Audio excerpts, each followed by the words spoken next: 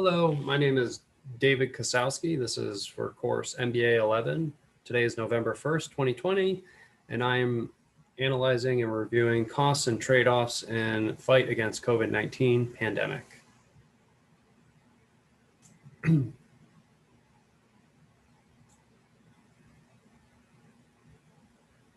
Now, we'll start with what was interesting about this article, what was discussed, and start from there. So costs and trade-offs in fight against COVID-19 pandemic, a developing country's perspective, points towards global economic and health difficulties that face all countries around the globe in the face of COVID-19.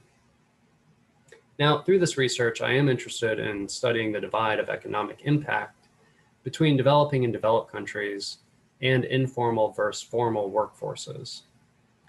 The impact, which has tended to favor the formal workforces, has given the proximity of other employees in a formal setting and ability to work remote, has had a much more profound impact on the informal workforce. COVID-19 has, in a disproportionately manner found in developing countries. This has impacted them greater.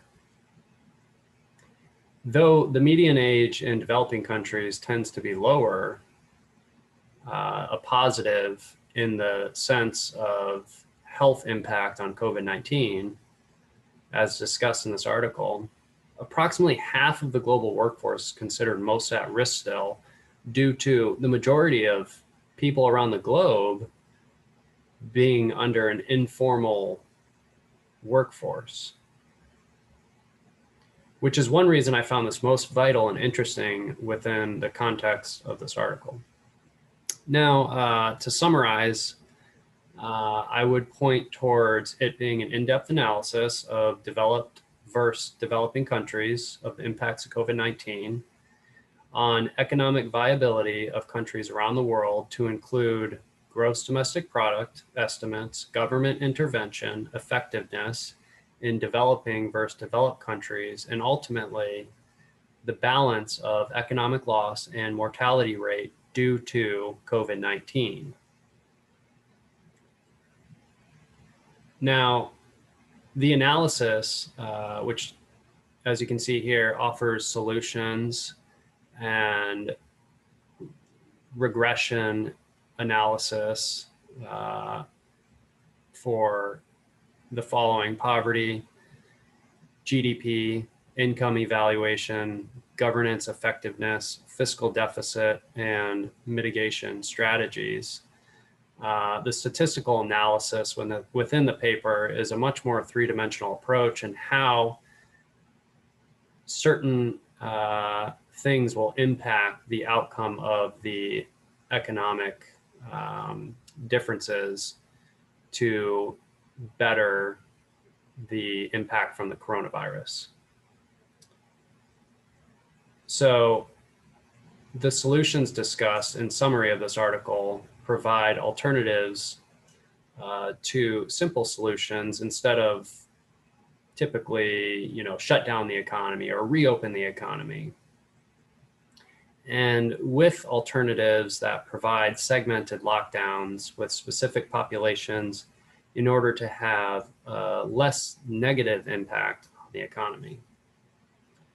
For example, stimulus versus no stimulus has not helped the economy as of recently within the United States, for example, due to, say, political gridlock.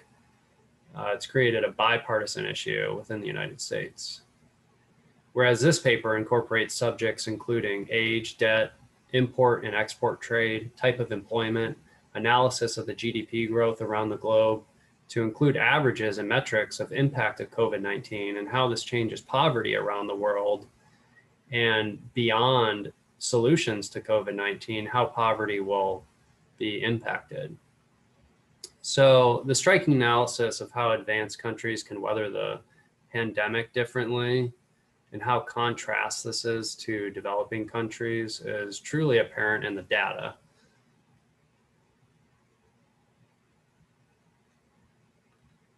Now, Do I agree or disagree with the author's findings, and why or why not? Now, my view, I absolutely agree with the author's findings. In short, Norman Loyola provided analysis of what is to come and what has happened as well.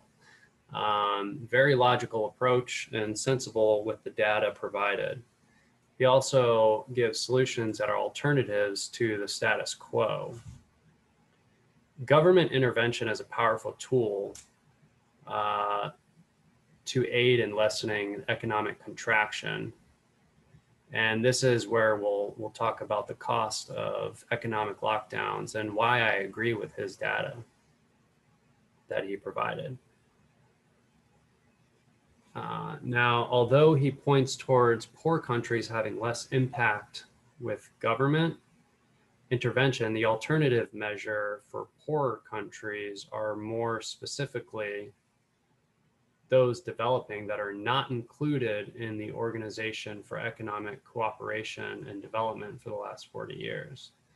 So if they have been included, that had determined whether he considered a country developed or developing. Now, the segmented lockdown structure, for example, Loyola mentioned the Acemoglu study, which quoted targeted shielding of the elderly and testing, tracing, isolating of infected as alternatives to uniform lockdowns. This augmented risk accompanied with ideal policies within the United States expressed a fatality rate of 1% versus 1.83% of working age population predicted for uniform lockdown, an economic loss of only 12.8% loss versus expected of 23.4% of GDP loss. These numbers express a notable difference, and in addition, I think would be more widely accepted to the general population as opposed to overall blanket wide lockdowns, which have resulted in what seems to be unrest and divide, as well as extreme economic loss. So particularly Loyola's view on problems with indiscriminate lockdowns are also another point that I tend to agree with. One note is he mentioned cities with, quote, pervasively overcrowded dwellings and neighborhoods, also discussing the massive displacement of people and compliance required. Comparing the costliness of lockdowns, developing versus developed countries, they tend to be far more costly from an economic perspective than a developing country.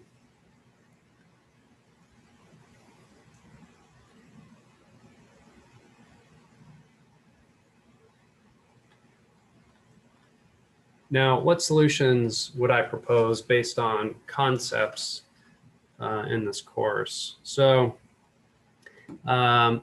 swaying into solutions, the epidemiological projections show a few things I would like to reference from Loyola's findings, and I quote, mortality rates are lower for countries at lower income levels. Mortality rates for all countries decrease as suppression becomes more severe.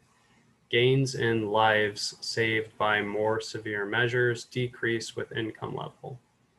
Now, I just would like to point that out prior to going into some of the solutions and the economic strategy involved.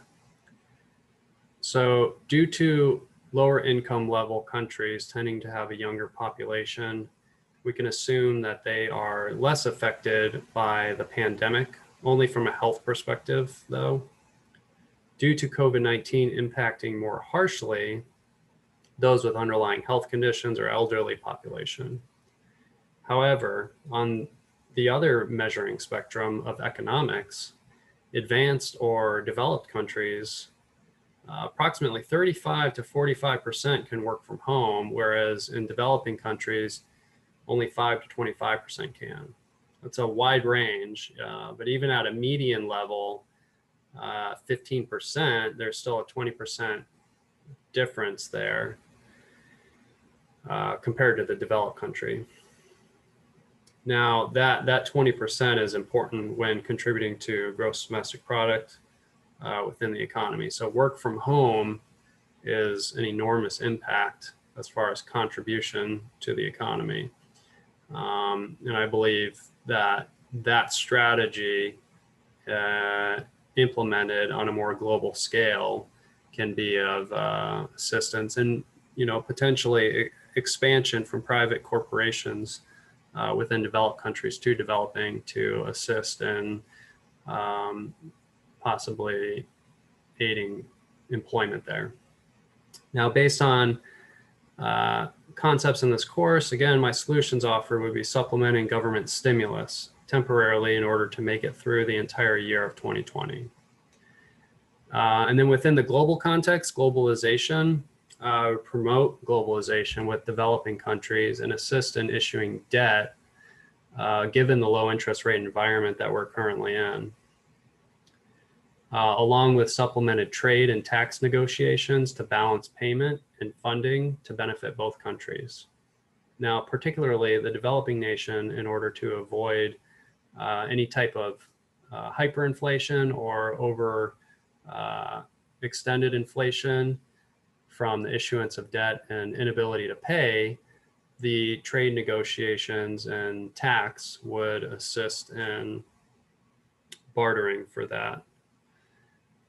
Again, the credit markets, issuing debt, and working together with allied countries, I believe that the developed nations do have a responsibility to really consider this, what is a global pandemic, not just in each individual country.